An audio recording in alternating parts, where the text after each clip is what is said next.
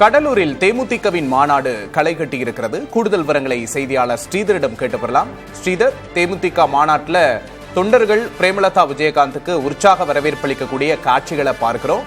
அடுத்தடுத்த நிகழ்வுகள் என்ன? கூடுதல் விவரம். தேமுதிக மாநாடு தற்போது தொடங்கி இருக்கிறது. குறிப்பாக 3 மணி அளவில் மாநாட்டுக்கு வந்த பிரேமலதா விஜயகாந்த் தேமுதிக கொடியை ஏற்றி வைத்து மாநாட்டை தொடங்கி வைத்தார். அதன் பிறகு கலை நிகழ்ச்சி நடைபெற்றது. கூட்டம் கட்டுக்கடங்காமல் தற்போது வந்து கொண்டிருக்கிறது. இதன் காரணமாக திருச்சி சென்னை தேசிய நெடுஞ்சாலையில் போக்குவரத்து நெரிசல் ஏற்பட்டுள்ளது. இதனால் மாற்றுப்பாதையில் தற்போது வாகனங்கள் அனுப்பும்படி நடைபெற்று வருகிறது. அதே சமயத்தில் தற்போது மாநாட்டு பந்தலுக்கு பிரேமலதா விஜயகாந்த் வந்துவிட்டார். அவருடன் அவரது மகன்கள் சண்முக பாண்டி மற்றும் விஜய பிரபாகர் இருவரும் வந்திருக்கிறார்கள். தொடர்ந்து இந்த ரோட் ஷோ போல் அந்த மாநாட்டு பந்தலுக்குள்ளே சிறந்த வாகனத்தில் கை அசைத்தபடி தொண்டர்களை உற்சாகப்படுத்தி வருகிறார். கூட்டம் கட்டுக்கடங்காமல் உள்ள காரணத்தினால் காவல்துறையும் பாதுகாப்பு பணியில் ஈடுபடுத்தப்பட்டிருக்கிறார்கள். ஏற்கனவே காவல்துறை 34 விதிகள் நிபந்தனைகள்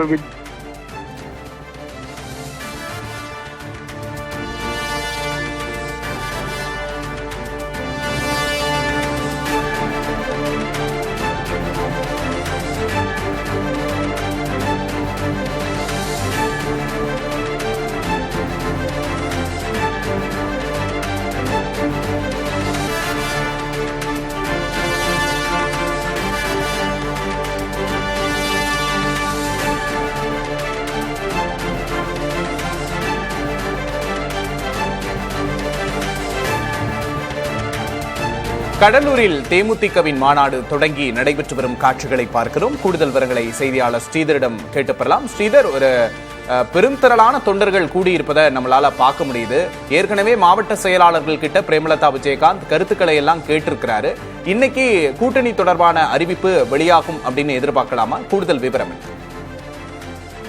நிச்சயமாக இந்த கூட்டம் மிகப்பெரிய அளவில் எதிர்பார்க்கப்பட்டது.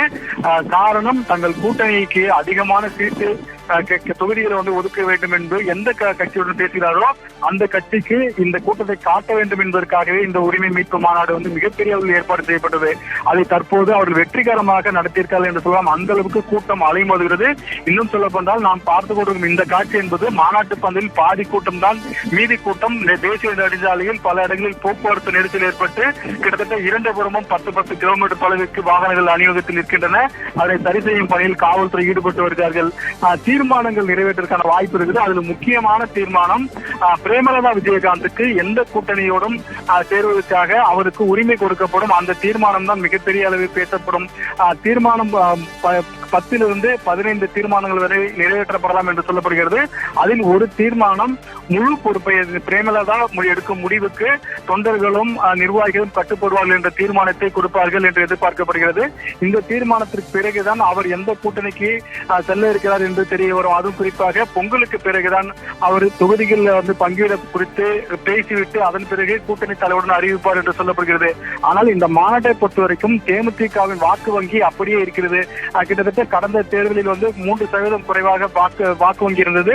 அதைவிட அதிகமாக தற்போது தாங்கள் தடை பயணம் மூலமாகவும் பல்வேறு பிரச்சாரங்கள் மூலமாகவும் உயர்த்தி இருக்கிறோம் என்று தொடர்ந்து பிரேமலதா விஜயகாந்த் தொடர்ந்து பேசி வருகிறார். அதை உறுதிப்படுத்தும் வண்ணமாகத்தான் இந்த கூட்டத்தை நம்மளால் பார்க்க முடிகிறது. அந்த அளவுக்கு கூட்டம் கட்டுக்கடங்காமல் இந்த பாசாறு பகுதியில் வந்திருக்கிறது. கிட்டத்தட்ட 40 ஏக்கர் பகுதியில் மாநாடு ஏற்பாடு செய்யப்பட்டிருந்தது. வாகனங்கள் நிறுத்துவதற்காக மட்டும் கிட்டத்தட்ட 130 ஏக்கர் வாகனங்கள் நிறுத்துவதற்கான ஏற்பாடு செய்யப்பட்டது. அந்த 130 ஏக்கர் முழுவதுமாக வாகனங்கள் நிறுத்தப்பட்டுவிட்டது.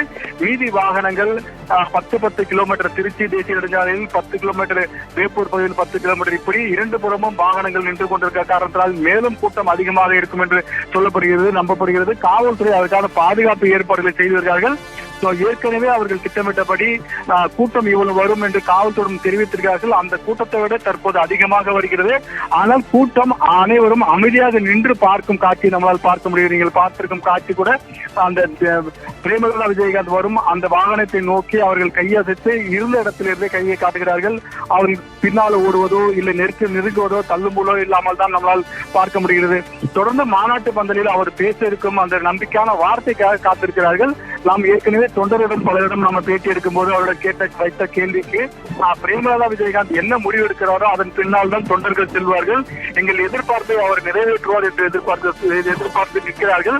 அவர் பேசும் வரை நிச்சயமாக இந்த கூட்டம் கலையாது என்று சொல்லப்படுகிறது. நிச்சயமாக ஸ்ரீதர், 2026 சட்டமன்ற தேர்தல் தேமுதிகவுக்கு ஒரு முக்கிய தேர்தலாக இருக்கக்கூடிய சவால். என்ன மாதிரியான முடிவுகளை தேமுதிக எடுக்கப் போகிறது என்பதை பொறுத்திருந்து பார்க்கலாம்.